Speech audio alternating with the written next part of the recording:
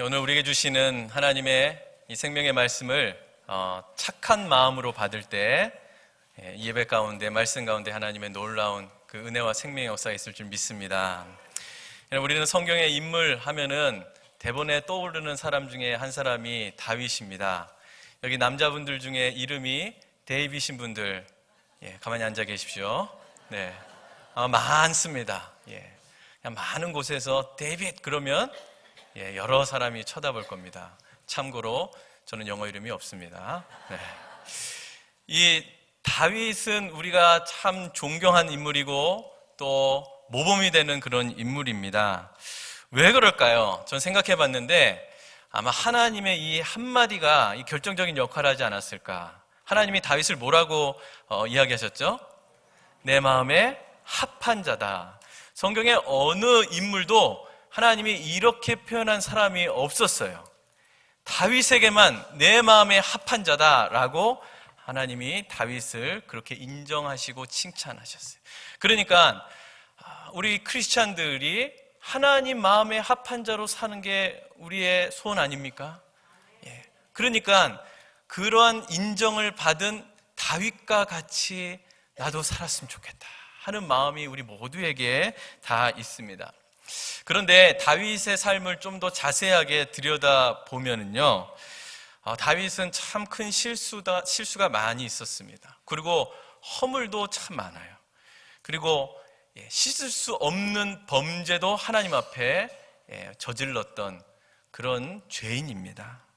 특별히 다윗의 청소년기와 이 청년기의 인생을 살펴보면은 어떻게 이러한 인생을 살았나 싶을 정도로 참 안타까운 길을 걸어왔어요.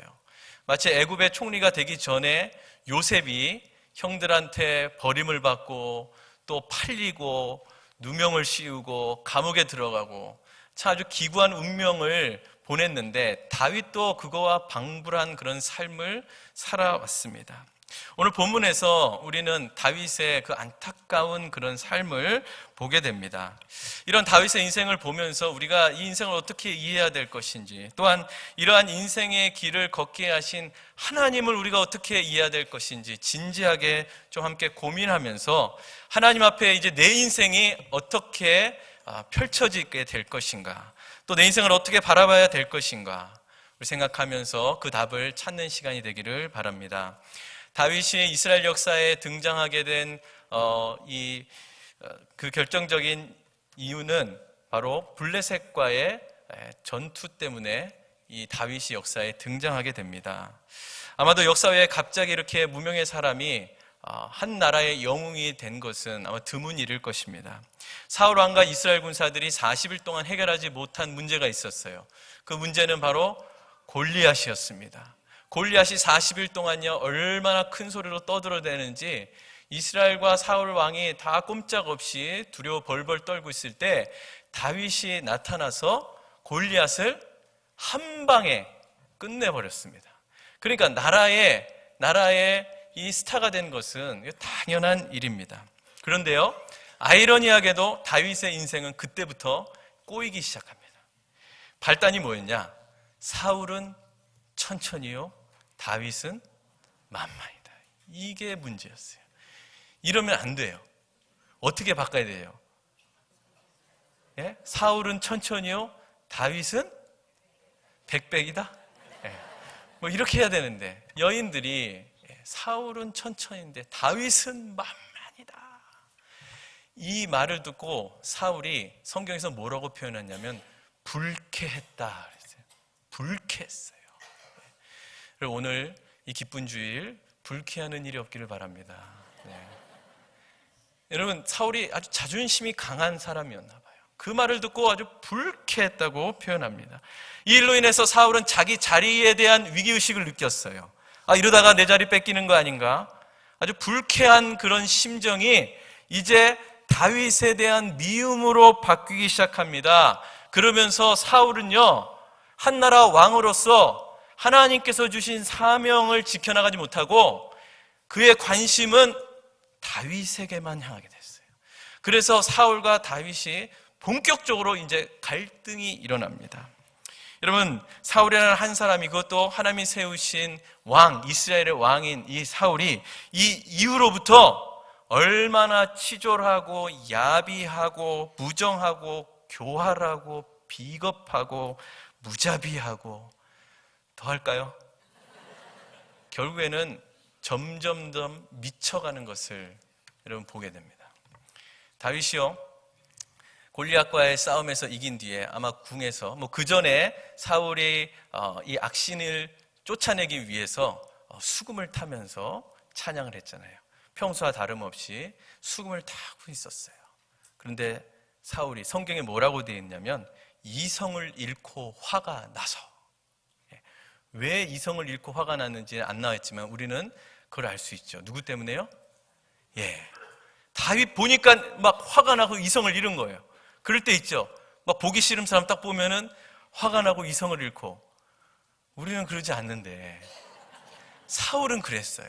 그랬더니 어떤 행동을 하죠? 창을 가지고 다윗을 향해 던집니다. 2번을 던졌어요. 근데 이성을 잃고 화가 나서 그런지 정확하게 맞추지를 못했어요. 그래서 실패했단 말이에요. 근데 다윗의 입장에서는 하나님을 찬양하는 그런 상황에서 이 창이 날라왔으니 이런 죽을 위기를 모면한 거예요. 이게 무슨 마른 하늘의 날벼락입니까? 사울은 다윗을 죽이려는 더 교활한 방법을 사용합니다. 계략을 짰어요. 첫 번째는 이제 더 이상 다윗을 궁 안에 둘 수가 없다. 사람들 눈에 띄지 않는 전쟁터로 보내야 되겠다 하면서 전쟁터로 보냈단 말이에요. 그 사울을 이 전쟁을 시키러 보냈잖아요. 그런데 그렇게 되면은 사람 눈에 안 띄이죠. 전쟁을 하다 죽을 수 있어요, 없어요? 있지요. 그러니까 보냈단 말이에요. 그런데 다윗은 나가는 곳마다 전쟁에서 승리를 하고 돌아옵니다. 그러니 백성들이 다윗을 더 사랑하게 되었단 말이에요. 사울이 거기서 멈추지 않아요. 2번째 계략을 짭니다. 이제 누구를 쓰느냐? 자기의 맏딸인 메랍을 사용해요. 다윗에게 네가 전쟁에 나가서 승리하면 내 맏딸과 결혼을 시켜줄게 라고 약조를 합니다. 그래서 나가서 싸웠어요. 그런데 어떻게 됐습니까? 전쟁에서 승리하고 돌아와요. 그러면 왕이 약속을 했으니까 자기의 딸인 메랍을 줘야 되잖아요. 그런데 줍니까 안 줍니까? 줘요 안 줘요? 안 줘요. 안 줘야 이야기가 계속 진행되죠. 주지를 않고요, 다른 사람한테 시집을 보내요. 이것이 말이 되는 소리입니까? 근데 사울이 그렇게 해요.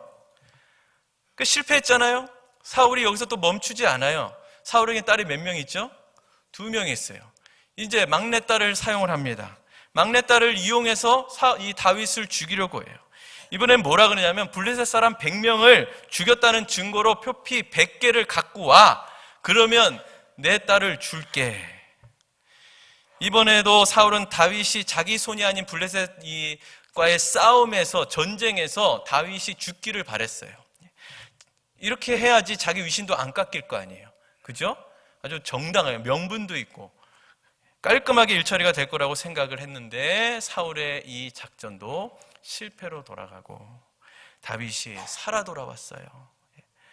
그래서 어쩔 수 없이 사울이 자기 둘째 딸을 다윗에게 줍니다. 사위가 된 거예요. 가족이 됐어요.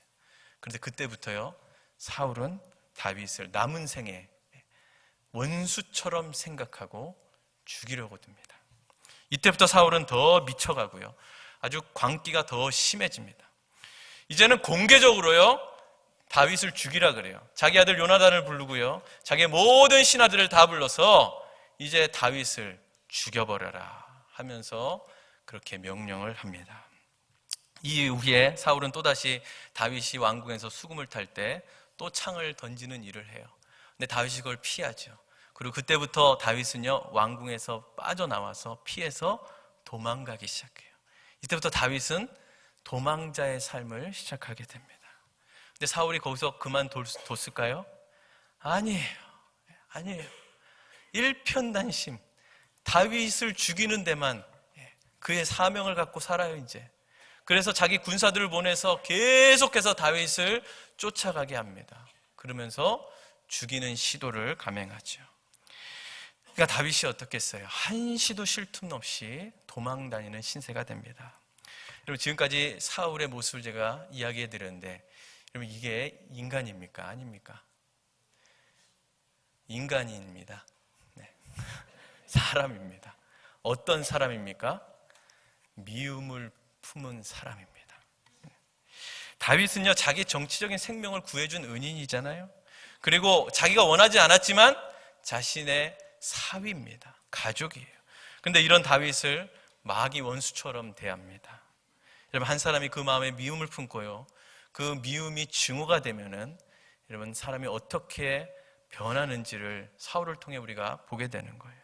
자신도 컨트롤을 못해요. 자기 딸, 사랑하는 딸을 미끼로 자기 욕심을 채우려고 하면 사람이 여러분 갈 때까지 다 간 거 아닙니까? 사울이 그래요. 미움을 품은 인간이 얼마나 무섭고 공포스럽게 변하는지 사울의 인생을 통해서 우리가 보게 된다는 거죠. 그런데 이 모든 일을 다 당하는 다윗을 여러분 한번 생각해 보십시오. 문제는 이런 일을 다 겪고 있는 다윗이에요.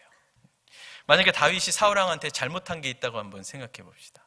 잘못한 게 있어. 그러면 잘못한 게 있으니까 오죽했으면 이렇게 심하게 하진 않았어도 되지만 내 잘못이 있으니까 그렇겠지라고 자책을 할 수가 있어요. 그런데 다윗은 아무런 잘못한 게 없어요. 오히려 사울왕을 위해서 자신의 목숨을 걸고 적군과 싸웠습니다. 이방 나라로부터 모욕당하는 이스라엘을 여러분 승리로 이끈 이 장본인이 다윗이잖아요. 자기의 출세를 이렇게 생각해서 전장에 뛰어들었나요? 자기의 이름의 영광을 위해서, 높이기 위해서, 우리 집안을 내가 한번 살려보기 위해서 그 위험을 무릅쓰고 전쟁터에 나갔나요? 아니에요. 하나님의 이름만을 높이고 하나님의 나라가 바로 서기 위해서 자신에게 주신 그 믿음을 가지고 싸웠단 말이에요. 그런데 다윗에게 돌아온 건 뭐냐고요? 자신에게 붙은 딱지가 뭐예요? 이 도망자라는 딱지예요. 사울왕의 원수라는 딱지예요. 이 깊은 이 상처만 남은 이 다윗을 보십시오. 이제는 언제 내 뒤에서 창이 날라올지 모르고요, 언제 내 뒤에서 화살이 날라와서 내 심장을 관통할지 모른다는 그 공포, 그 죽음의 공포만 지금 다윗에게 남아있다고요. 다윗이 요나단을 만나서요, 이렇게 하소연을 합니다. 사무엘상 20장 1절에 내가 무엇을 하였느냐? 내 죄악이 무엇이길래? 내 아버지께서 내 죄가 무엇이길래 지금 내 생명을 찾으러 다니냐? 막 가슴을 치면서 자기 친구에게 억울하다는 거예요. 그리고 지금 자기 자신의 처지와 심정을 이렇게 표현합니다. 20장 3절 말씀에 나와 있어요. 나와 죽음의 사이는 한 걸음뿐이다. 나와 죽음의 사이가 지금 내 한 걸음밖에 되지 않는다는 거예요.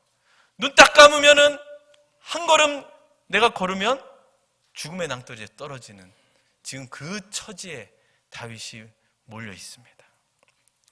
다윗에게는 이 죽음의 공포가요, 잠깐 있는 그냥 일시적인 현상이 아니에요. 매일매일 숨 쉬는 순간마다, 눈 떠 있는 그 순간마다 오는 그 공포가 죽음이에요. 실질적으로 그 죽을 뻔한 일들이 얼마나 많이 있었는지 몰라요. 여러분, 이런 처지에 있는 사람이 정상적인 삶을 살 수가 있어요? 잠을 제대로 잘 수가 있습니까? 뭘 밥을 먹기는 하겠습니까? 뭘 먹어도 소화가 되겠습니까? 여러분, 전혀 정상적인 삶을 살 수 없는 상황에 지금 다윗이 처해 있습니다. 여러분, 우리가 이렇게 생각할 수 있어요. 우리는 내용 다 아니까, 그리고 다윗이 어떻게 다 극복한지 아니까, 그래 믿음의 사람이니까 골리앗을 죽였는데 야, 이것도 못 버티냐? 너 버틸 거야. 뭐 골리앗도 한 방에 무너뜨렸는데 사울은 왜 물맷돌로 안 던져? 막 이렇게 해서 다윗을 막 포장하려고 할 수가 있어요. 그런데 사람은 그렇지가 않아요. 광기를 부리는 여러분 이 사울 때문에 안타깝게도 다윗의 삶도 나락으로 떨어집니다. 다윗의 인생에 가장 비참하고 가장 밑바닥까지 내려간 사건이 오늘 우리가 읽은 본문의 말씀이에요. 다윗이요, 사울을 두려워해서요 도망다니다가 이제는 더 이상 이스라엘 나라에 내가 숨을 곳이 없구나 하면서 망명을 합니다. 어디로 가죠? 가드 왕 아기스에게로 갔다 그래요. 가드가 어느 나라 지방이죠?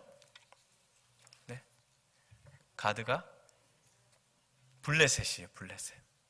블레셋의 가드라는 지방인데 거기에 왕 아기스에게 갑니다.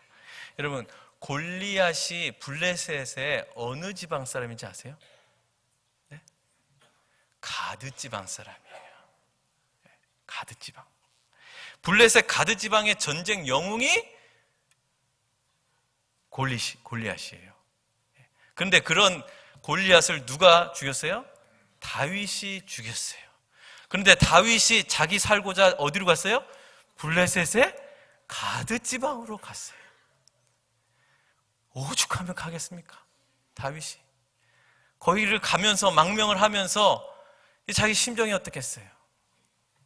가드 왕 아기스에게 도움을 청하러 그곳으로 피난을 갑니다. 근데 아기스 왕의 신하들이요, 다윗을 대번에 알아차요. 이 블레셋 이 장수 골리앗을 죽인 이후에 다윗이 여러 차례 또 블레셋과의 싸움을 갑니다. 거기서 승리를 하거든요. 그러니까 이 블레셋 지방의 가드, 이 가드 지방의 철천지 원수는 누구냐? 다윗이에요. 다윗. 아, 이즈랴 어찌 우리 이날을 조국의 원수들이 짓밟아 오던 날을, 뭐 이러면서 이 다윗이 원수란 말이에요. 철천지 원수. 그러니까 다윗이 모르겠어요? 다윗을 대번에 알아차립니다.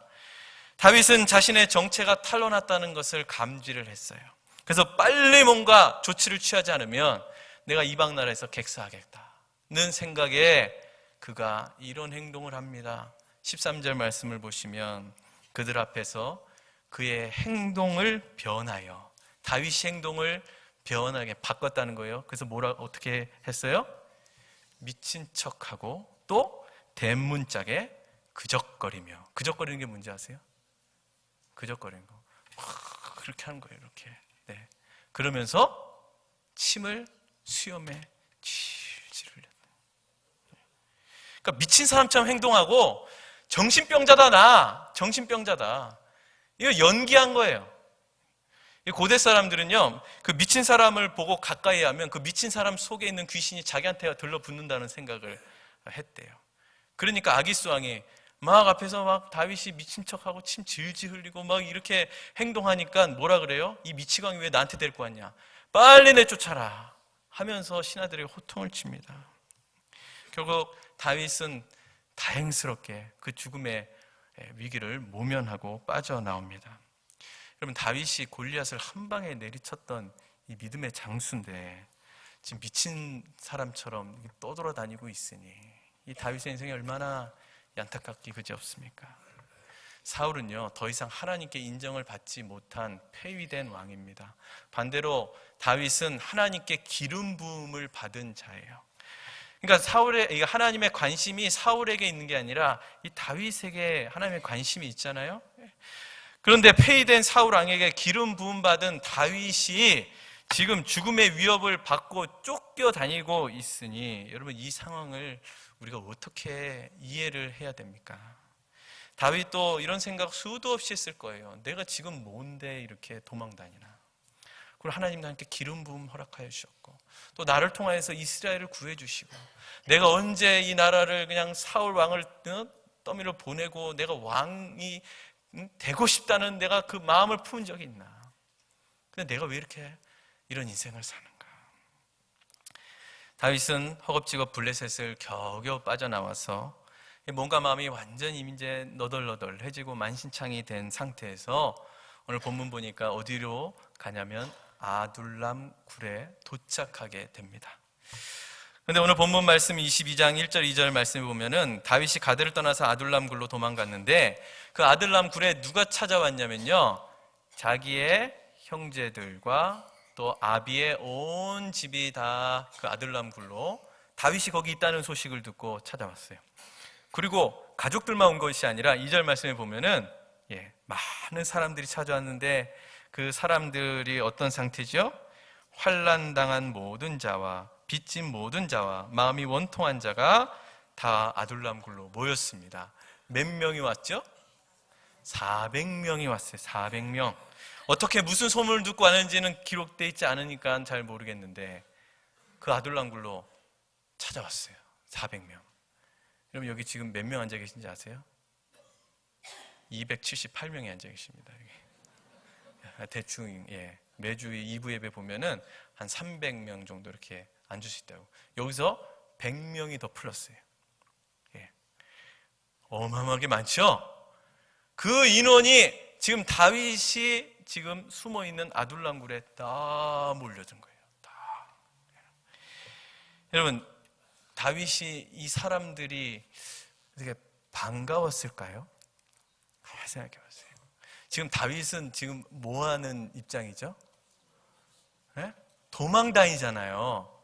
도망 다니다 지금 아둘람까지 왔다고요. 여러분 도망 다녀 보셨어요? 혼자 도망 다니는 게 편하고 안전합니까? 여럿이 다니는 게 편하고 안전합니까? 혼자 다니는 게 편하고 안전하잖아요. 그런데 아니 한두 명도 아니고 뭐 가족이면 뭐 이렇게 데리고 다닌다고 쳐요. 몇 명이에요? 이 인원이 다 와가지고 같이 도망가야 되는 신세라고요. 제대로 도망가겠습니까? 금방 노출이 되겠죠. 지금 계속해서 사울의 군사들이 쫓아다니고 있는데, 그리고 더욱더 그런 거는 다윗이 지금 상태가 어때요? 완전히 밑바닥까지 내려간 상태라고요. 그러면 자신에게 힘이 되어주고 플러스가 되어주는 사람을 만나도 이게 회복이 될까 말까 아니에요? 여러분 오늘 주일을 이렇게 오시면서 이렇게 성도님들 서로 이렇게 만날 때 막 오랜만에 만나고 뭐 어제 봤어도 오늘 만나면 또 반갑잖아요. 막 이렇게 웃으면서 반갑다 그러면 어때요? 기쁘죠? 그런데 막 기쁘게 봤는데 인사하는데도 그냥 무뚝뚝하고 그냥 왔냐? 뭐 이러면서 그냥 쑥 지나가 보세요. 마음이 어때요? 기쁩니까? 안 기쁘죠. 이렇게 안 좋고 그리고 힘들고 이런 상황에서 이걸 극복하려면 그래도 주위가 좀 밝아야 되는데, 지금 보세요. 다윗이 지금 완전 밑바닥에 왔는데 딱 들어오는 사람 보니까 마음이 환난 당한 자 얼굴이 어때요? 얼굴이 마음에 빚진 자 어때요? 예? 마음이 원통한 자 얼굴 색깔 어때요? 해가지고 그런 자들이 지금 다윗한테 왔다고요. 그러니까 다윗이 어떻겠어요? 얼마나 힘들겠습니까? 그런데 이런 상황에서 오늘 말씀은 뭐라 그러냐면 2절 마지막에 보면 다윗이 그들의 뭐가 되었다고요? 예? 우두머리가 되었대요. 우두머리가 뭐예요? 리더가 된 거죠. 이 사람들을 다 이끌고 나갈 왕이 됐다는 거예요. 여러분 두려움에 지금 너무 완전히 사로잡혀 있어가지고 언제 자기 자신이 죽을지 모르는, 그래가지고 너무너무 죽는 게 무섭고 너무너무 힘들어서 지금 다윗이 바로 전에 뭐 했어요? 침 흘리고 미친 척 했다고요. 예? 막 정신병자 그런 행동을 했다고요. 그런데 이런 미친 짓까지 한 이 다윗이 지금 아둘람 굴에서 사람들이 막 모였다고 해서 리더가 될 수 있어요? 그냥 사람들이 막 많이 모였으니까 아유 그래도 해야지, 그래도 우리를 이끌어야지, 이 말 듣는다고 미친 척하면서 정신 나간 사람 행동한 사람이 등 떠밀려서 리더가 될 수 있느냐고요. 그런데 성경은 다윗이 그들의 우두머리가 되었다고 우리에게 알려줍니다. 되긴 된 거예요. 저는 본문을 다시 자세히 살펴보면서 다윗이 가드왕 앞에서 미친 행동을 하면서 빠져나와서 이 아둘람 굴에 막 엎지고 가가지고 막 지금 이제 자기 인생을 참 처량하게 스스로 생각할 그때에 이 다윗의 이 내면 속에 큰 변화가 일어났다는 사실을 알게 됐습니다. 아둘람 굴에 도착했을 때 다윗은 지금까지 자기가 받았던 그 아픔과 상처가 있었잖아요. 억울함과 그 분통함과 그 수치스러움과 그 두려움과 그 죽음의 공포, 이거를 해결하지 못해가지고 인생 밑바닥까지 왔는데 이 아둘람굴에 도착해서 다윗이 한 게 있었어요. 하나님께 기도를 드리기 시작했어요. 아둘람굴에서의 다윗의 기도가 성경에 나와 있어요. 그게 시편 142편 말씀입니다. 이 스크린 한번 말씀을 보십시오. 시편 142편 이렇게 시작합니다. 내가 소리내어 여호와께 부르짖으며 소리내어 여호와께 간구하는도다. 내가 내 원통함을 그의 앞에 토로하며 토해냈다. 내 우환을, 내 걱정과 근심과 염려와 내 처지와 모든 상황을 주님 앞에 낱낱이 다 토해내고 다 이야기합니다. 4절 말씀을 보세요. 오른쪽을 살펴보소서. 나를 아는 이도 없고 나의 피한 처도 없고 내 영혼을 돌보는 이도 없나이다. 하나님 앞에 간구하죠. 여기 오른편을 살펴보소서 다윗이 이야기하는데, 오른편이라는 것은 재판에서 이 피고인의 증인과 법적 자문을 하는 그 변호사가 앉는 자리가 오른쪽. 그러니까 뭐죠? 자기를 지금 자기 억울함을 증언해 주는 사람이 있다 없다? 없어요. 아무도 없어요. 나를 아는 이도 없고 내 사정을 지금 아는 이도 없고 내 사정을, 내 심정을 헤아리는 이도 없고 지금 나는 갈 데도 없고 피난처도 없고 지금 내 영혼이 다 썩어 문드러졌는데 이것을 회복시켜 줄 사람도 아무도 없다. 이를 한탄하면서, 그러니 하나님께서 내 그 무죄함을 증언해 주셔야 되지 않습니까? 하나님이 날 도와주시지 않으면 난 더 이상 설 데가 없는 그런 존재입니다. 하나님, 나 끝까지 왔어요. 미친 척까지 하면서 내 목숨 하나 부지했는데 하나님, 내 인생 더 어떻게 합니까? 하나님 도와주세요 하면서 간절하고 절박한 심정으로 지금 토로를 하고 있어요. 이렇게 다윗은 자기 마음을 찢으며 출구가 보이지 않는 자기의 인생, 자기의 삶을 그대로 표현하면서 하나님 앞에 간절한 기도를 드리는데, 이 기도가 바로 아둘람굴에 도착하고 나서 하나님 앞에 올려드린 다윗의 기도예요. 그런데 다윗이 이렇게 부르짖으면서 하나님 앞에 간구하고 기도하는데, 아주 깊은 기도 속에 들어가는데 거기서 다윗이 뭔가 깨달은 게 있었어요. 깨우침이 있었어요. 그것이 오늘 성경에 나와요. 142편 여러분 표제를 한번 보십시오. 노란 글씨, 우리 다 같이 읽어볼까요? 시작. 다윗이 굴에 있을 때 지은 마스길. 여러분, 마스길이 무슨 뜻이죠? 마스길, 그 성경에 거기 제일 밑에 이렇게 나와 있어요. 교훈이라고 돼 있어요. 교훈. 그러니까 다윗이 굴에 있을 때 지은 교훈의 기도시라는 뜻이에요. 교훈.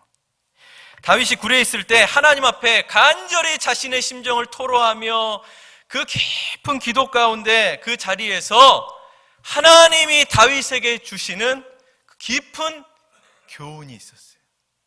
깨달음, 영적인 깨달음, 인사이트가 생긴 거예요. 기도 중에 얻은 영적인 깨달음, 기도 중에 얻은 바로 인사이트, 기도 중에 들은 하나님의 음성, 그 마음의 감동이 있었다는 거예요. 이 깨달음이요 다윗을요 다시 회복시키고 다윗의 영혼이 다시 솟게 되는 그 놀라운 역할을 하게 됐습니다. 다윗이 억울하고요, 원통하고요, 막 이 화병이 나서 가슴이 터질 것 같은 그런 심정으로 하나님 앞에 나아가서 하나님 앞에 자신의 그 속사정을 다 고백하고 간구하고 소리내어서 부르짖을 그때의 마스길, 그 기도 속에 하나님께서 이 다윗 자신에게 주시는 그 기도의 깨달음이 번뜩하고 일어난 거예요. 그 영적인 인사이트, 하나님께서 주시는 마음의 감동이 일어났습니다. 다윗이 그것을 안 놓치고 적은 거예요. 그 적은 것이 시편 142편의 기도예요. 마스길의 기도. 여러분, 다윗이 무엇을 깨달은지 한번 다시 볼까요? 1절부터 다시 보시면 소리내어 부르짖습니다. 소리내어 여호와께 간구합니다. 내 원통한 그 앞에서 토로하고 내 우환을 그 앞에서 진술합니다. 4절 말씀 보세요. 3절 말씀. 내 영이 내 속에 상할 때에 주께서 내 길을 아셨나이다. 주께서 내 길을 아셨나이다. 내가 막 도망다니면서 내 발걸음을 내가 정해서 가는 것이 아니라 죽음의 공포, 두려움의 공포에서 벗어나기 위해서 그냥 발길 닿는 대로 막 다녔던 내 길, 이제 막다른 골목에 왔는데 내 길을 아시는 주님이 계셨구나. 현대인의 성경에서 이렇게 번역합니다. 내가 이처럼 위축되고 절망하고 있을 때 나의 갈 길을 아시는 분은 주밖에 없습니다. 내가 가는 길에는 원수들이 나를 잡으려고 곳곳에 올무를 함정을 파놓고 내가 발만 한번 잘못 디디면 나는 그 올무에 빠져서 죽을 수밖에 없는 그 나의 길인데 하나님이 내 길을 아시니 때로는 피할 길을 내주시고 나는 막 가는 길이었지만 결국에는 그 길 끝에서 내가 주님을 만나게 되었구나. 하나님이 내 길을 다 인도하시는구나. 내 길을 아시는 분은 주밖에 없다. 이것을 다윗이 그 깊은 기도 가운데 깨닫게 됐습니다. 또 어떤 깨달음이 있었는지 볼까요? 5절 말씀 보시면 여호와여 내가 주께 부르짖어 말하기를 주는 나의 피난처시요 살아있는 사람들의 땅에서 나의 분깃이시라 하였나이다. 뭘 깨달았어요? 주는 나의 피난처십니다. 주는 나의 분깃입니다.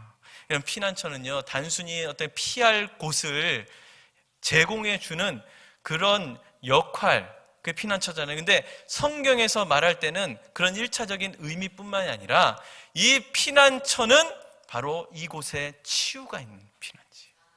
이 피난처 안에 들어오게 되면 내가 다시 살아나는 곳이에요.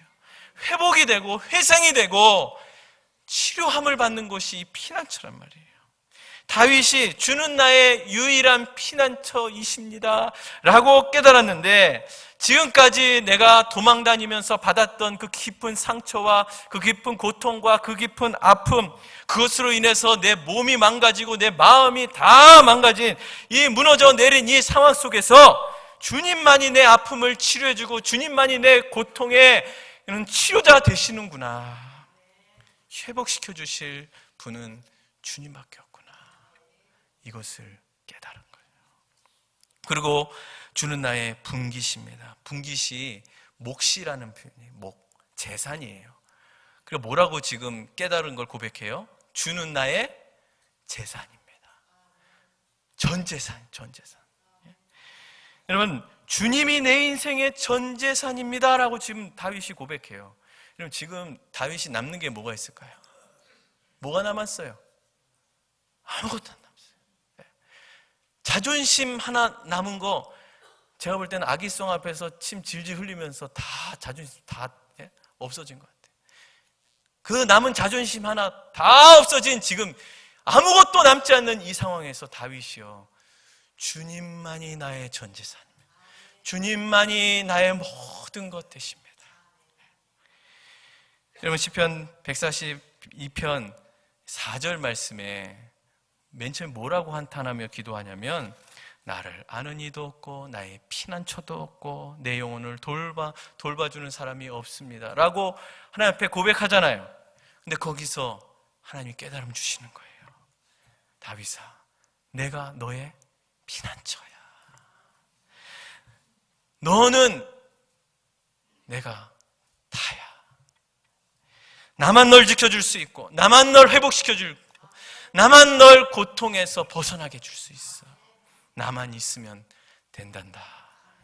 기도 중에 깨닫게 해주시는 은혜가 임하자 다윗은 곧바로 믿음의 선포를 하는 거예요. 여호와여, 내가 주께 부르짖어 말하기를 주는 나의 피난처시요 생존 세계에 나의 분깃이니이다. 여러분, 1절 말씀에는 뭐라 그래요? 여호와여, 내가 주께 부르짖음에 소리내어 간구하는도다 하면서 막 우환을 토로하고 이야기하잖아요. 근데 어떻게 돼요? 바뀌어요. 여호와께 부르짖어 말하기를 여호와는 나의 피난처시요 나의 분기시다. 다윗의 그 원통함의 기도가 그 깊은 기도 속에서 하나님이 주시는 그 영적인 깨달음을 통하여서 이제 기도가 바뀌어요. 이제 하나님이 나의 피난처가 되신다고 기도가 바뀌어요. 나는 아무것도 가진 것 없는 빈손 인성인처럼 보이지만 내 인생은 하나님 손에 붙들려 있는 인생입니다 라고 고백하는 그 기도로 바뀌게 됩니다. 그래서 마지막 7절에 내 영혼을 옥에서 이끌어내사 주의 이름을 감사하게 하소서. 주께서 나에게 갚아주시리니 의인들이 나를 두루리이다. 엄청난 변화입니다. 여러분, 다윗은 완전히 회복 불가능한 상태까지 갔다고요. 그잖아요. 우리가 지금까지 살면서 언제 막 질질 흘려 본 적 있나요? 우리 그거 어릴 때 다 뗐잖아요. 다 뗐어요.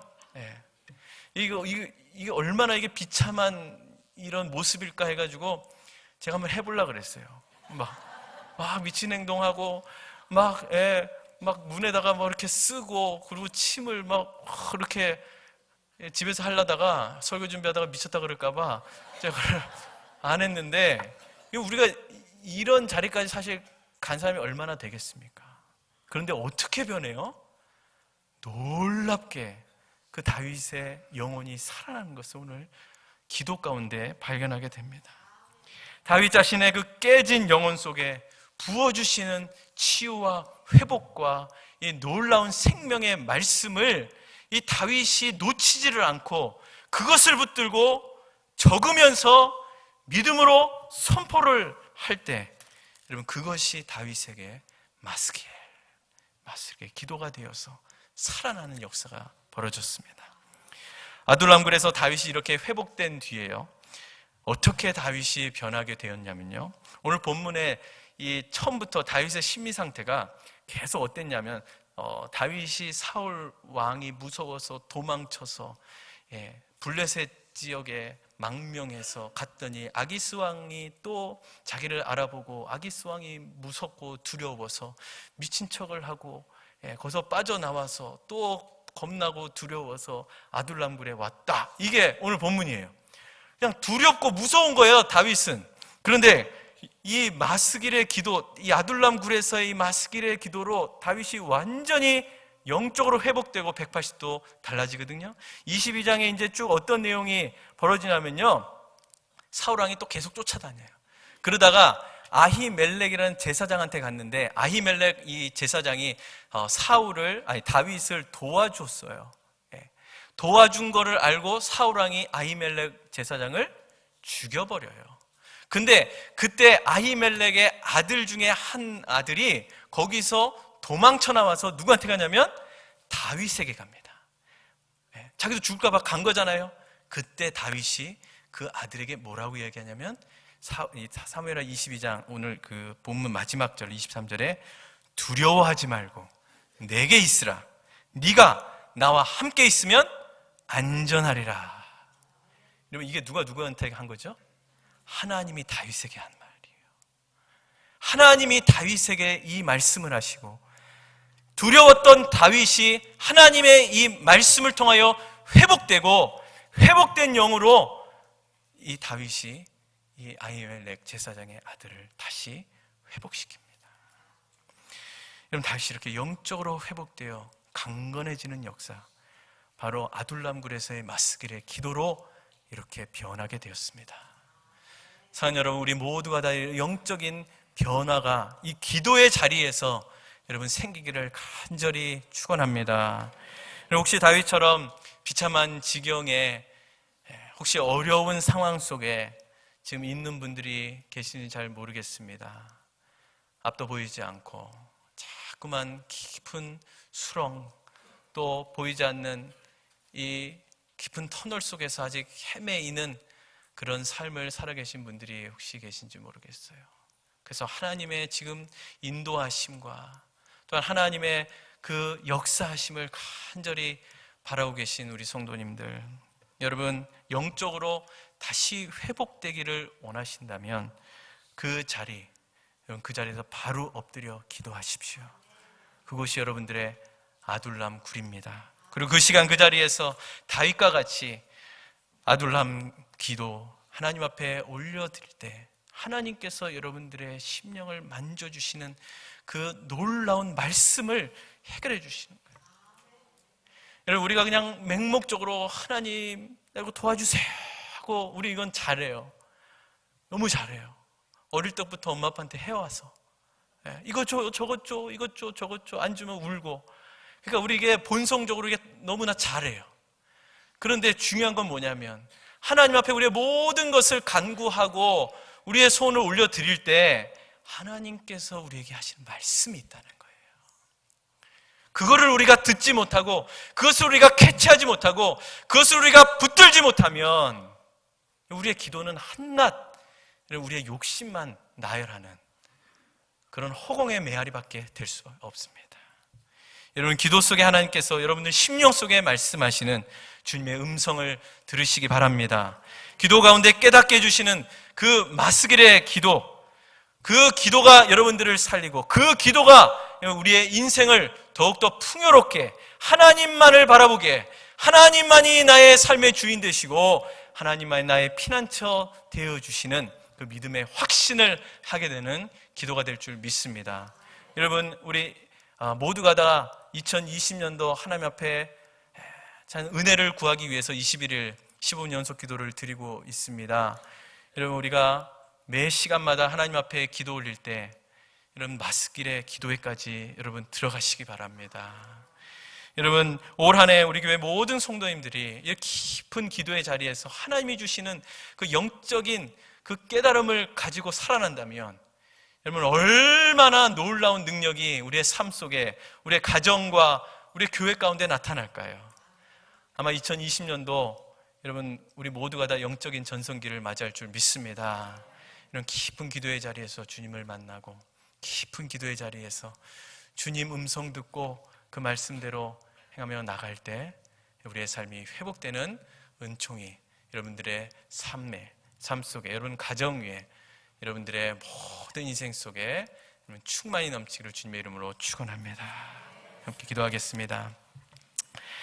이와 같이 성령도 우리의 연약함을 도우시나니 우리는 마땅히 기도할 바를 알지 못하나 오직 성령이 말할 수 없는 탄식으로 우리를 위하여 친히 간구하시느니라. 하나님 아버지, 이 세상을 살아가면서 내가 의도하지 않았고 원치 않은 일들을 겪으며 살게 됩니다. 때로는 그런 일들을 당할 때마다 괴롭고 억울하고 원통한 마음으로 원망의 시간들을 보낼 때도 있습니다. 그러나 오늘 다윗의 모습과 같이 가장 힘든 그 시기에 하나님을 만나는 아둘람굴의 기도가 있게 하여 주시옵소서.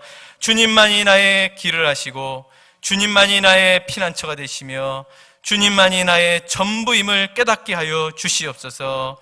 그래서 하나님을 사랑하는 자, 곧 그 뜻대로 부르심을 입은 자들에게 모든 것이 합력하여 선을 이룸을 믿고 나가며 영적으로 회복되는 은혜의 역사가 있게 하여 주시옵소서. 이 모든 말씀 우리 주 예수 그리스도의 이름으로 기도드리옵나이다. 아멘.